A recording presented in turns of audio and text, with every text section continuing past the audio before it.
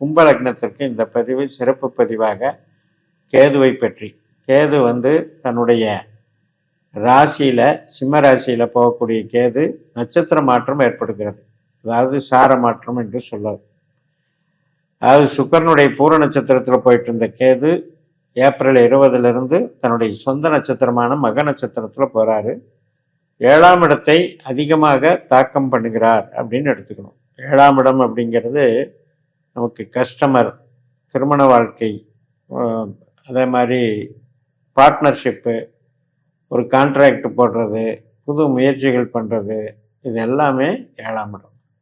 அந்த இடத்துல இந்த கேதுனுடைய தாக்கம் என்ன பண்ணுங்கிறத நம்ம பார்க்க இருக்கோம். ஒரு 7 மாதத்துக்கு இந்த கேது அந்த நட்சத்திரத்தில் இருப்பார். அப்போ இந்த காலகட்டத்தில் கேது திசையோ, கேது புத்தியோ, கேது அந்தரமோ, சூட்சமோ உங்களுக்கு நடக்குது அப்படின்னா அது திருமண வாழ்க்கை, பார்ட்னர்ஷிப் சம்மந்தப்பட்டது விஷயங்களில், கஸ்டமர் சம்மந்தப்பட்ட விஷயங்களில் குழப்பங்களை ஏற்படுத்தும். கேதுனாலே கொஞ்சம் கலகம், குழப்பம்னு அர்த்தம். பட் அதே நேரத்தில் திருமணம் ஆகாதவங்களுக்கு திருமணம் பண்ணி வைக்கிறதும் கேது தான். அந்த கேது பண்ணி வச்சுட்டு அந்த கேது நம்ம ஜனன ஜாதகத்தில் கெட்டவராக இருந்தால் கெடுதலை பண்ணும், நல்லவராக இருந்தால் நல்லா தான் இருக்கும். திருமண வாழ்க்கைக்கு அதுதான் வழி கொடுக்குது, வழி காட்டுது. ஆனால் நம்ம ஜனன ஜாதகப்படி கேது கெட்டவராக இருந்தால், அதாவது 4, 8, 12 உட்கார்ந்துருந்தால், அதனுடைய திசாபுத்தி நடக்கும்போது அது கொஞ்சம் குடும்ப ரீதியாக, கஸ்டமர் ரீதியாக, பிறரை நம்பி செய்யக்கூடிய செயல்கள் மூலமாக ஏமாற்றத்தை தருகிறது. அதை தான் நம்ம பார்த்துக்கணும். ஏன்னா 7ஆம் இடம் அப்படின்னு எடுத்துட்டிங்கன்னா நம்பக்கூடியது, நம்பகத்தன்மை அப்படின்னு நம்ம எடுத்துக்கணும். அதே மாதிரி தான் குழந்தைகள் உறவு, முதல் குழந்தை, 2வது குழந்தை, இது மாதிரியான விஷயங்கள். இப்போ குழந்தை பிறப்புக்காக கூட நம்ம ட்ரை பண்ணிட்டு இருக்கலாம். அது சம்மந்தப்பட்ட விஷயத்தில் ஏற்படக்கூடிய சிக்கல்கள். நமக்கு பாசிட்டிவான கேது நம்ம ஜாதகத்தில் இருந்ததுன்னா இந்த காலம் குழந்தை பேரு ஒரு நவீன சிகிச்சையின் மூலம் உங்களுக்கு கிடைச்சிடும். அது எதிர்பாராத நன்மையாக அமையும். அதே மாதிரி விருப்ப திருமணங்கள், லவ் மேரேஜ் அப்படிங்கிறத திடீர்னு பண்ணி வைக்கும். ஏதோ ஒரு அதிரடி, அதாவது சடனாக ஏற்படுத்தக்கூடிய ஒரு அமைப்பை கொடுத்துரும்.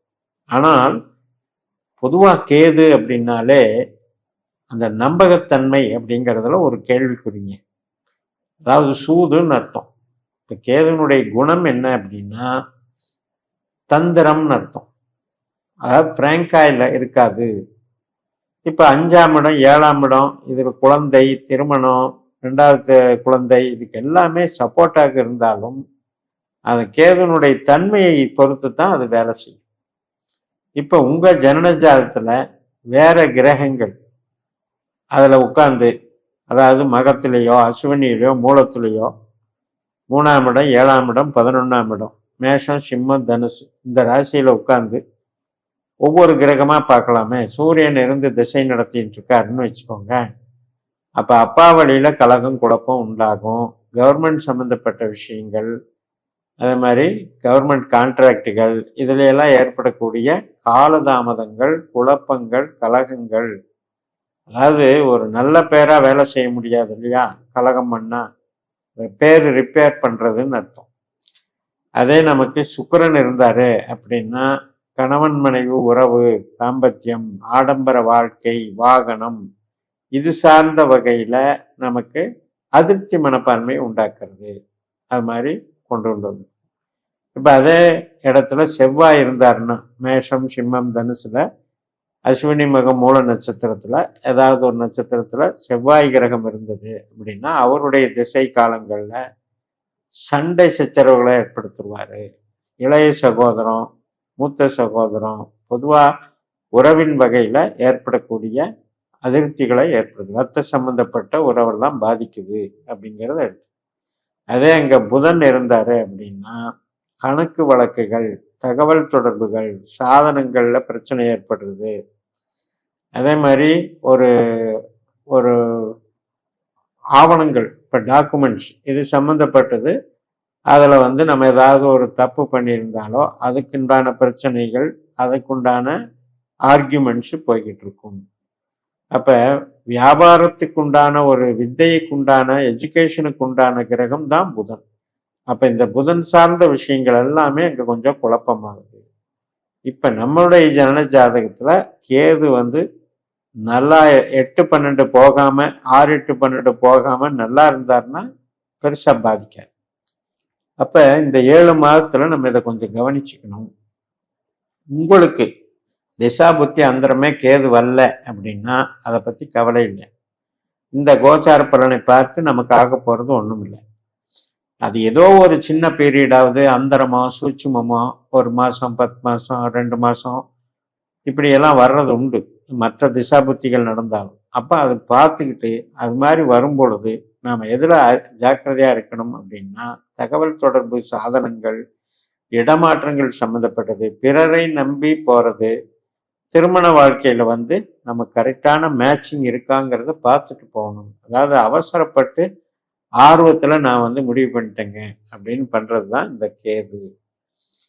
அதே மாதிரி அந்த ஆர்வத்தை காட்டி மறுபடியும் ஏமாற்றத்தை கொடுத்து துண்டிக்க வைக்கிறதும் அது கேது தான். நம்பினேன், நல்லா தான் பழகணும், நல்லா தான் ஃபேமிலி போயிட்டு இருந்தது, திடீர்னு வந்து பிரிவு வந்துடுச்சு,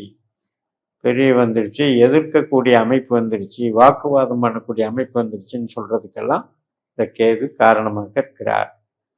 அதே மாதிரி தான் நமக்கு எதிர்பார்த்த லாபங்கள் தொழில் ரீதியாக, பார்ட்னர்ஷிப் ரீதியாக அப்படின்னு வரும்போது உங்களுக்கு ஜனன ஜாதகத்தில் அது நல்ல கேதுவாக இருந்தால் 2ஆம் இடம், 6ஆம் இடம், 10ஆம் இடம் இதெல்லாம் தொடர்புகள் இருந்து 3, 7, 11 இதெல்லாம் நல்ல பாவங்கள். இதில் எல்லாம் கேது தொடர்பில் இருந்திருந்தது அப்படின்னா பயப்பட வேண்டியதில்லை, நல்லது தான் நடக்கும்.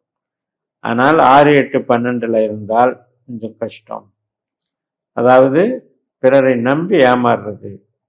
அதாவது ஒரு நல்லா பழகி இருக்கிறவங்க தான் இன்வெஸ்ட்மெண்ட் பண்ணலாம் அப்படின்னு காமிச்சு, அல்லது அவரை நம்பி அவர் செய்கிற தொழிலுக்கு மேலே இன்வெஸ்ட்மெண்ட் பண்ணுறவங்க போது அது அவருக்கே ஒரு பாதிப்பாக முடியும் போது நமக்கு பணம் ரிட்டர்ன் தர்றதுல ப்ராப்ளம் வந்துடுது. அப்போ எத்தனை விஷயங்கள் பாருங்கள், காதல் திருமணமாகட்டும், குழந்தை பேராகட்டும், அதே மாதிரி அரேஞ்சு மேரேஜ் ஆகட்டும், இரத்த சம்பந்தப்பட்ட உறவுகள் பழக்க வழக்கங்கள் ஆகட்டும், இது எல்லாத்துலேயுமே நமக்கு வந்து நம்ம ஜனனஜாதக கேது கெட்டிருந்தால் திசாபுத்தி அந்தரத்தில் உங்களுக்கு இந்த கோச்சாரம் ரொம்ப ரொம்ப பலவீனமாக இருக்கு. அதே நேரத்தில் உங்களுக்கு நல்ல இடங்கள்ல கேது 3, 7, 11 2, 6, 10 நல்ல இடங்கள்ல அமையும் பொழுது எந்த விதத்திலையும் பிரச்சனை இல்லாமல் பேலன்ஸ் பண்ணி கொண்டு போயிடும். அதாவது தடைகளை நீக்கி இம்மீடியட்டாக அது ஏதோ ஒரு ஆதாயத்தை கொடுத்துரும். பார்ட்னர்ஷிப்பில், திருமண வாழ்க்கையில், குழந்தை பேர்ல எல்லாம் நல்லது பண்ணணும்னு சொல்லி நிறைவு செய்கிறேன். இந்த சேனலை சப்ஸ்கிரைப் பண்ணி ஷேர் பண்ணுங்கள். உங்கள் தனிப்பட்ட ஜாதக பலாபலன்களை என்னுடைய வாட்ஸ்அப் நம்பரில் தொடர்பு கொண்டு பலன் பெறுங்கள். உங்களிடமிருந்து விடைபெறுகிறேன். உங்கள் ஜெயம். நன்றி, வணக்கம்.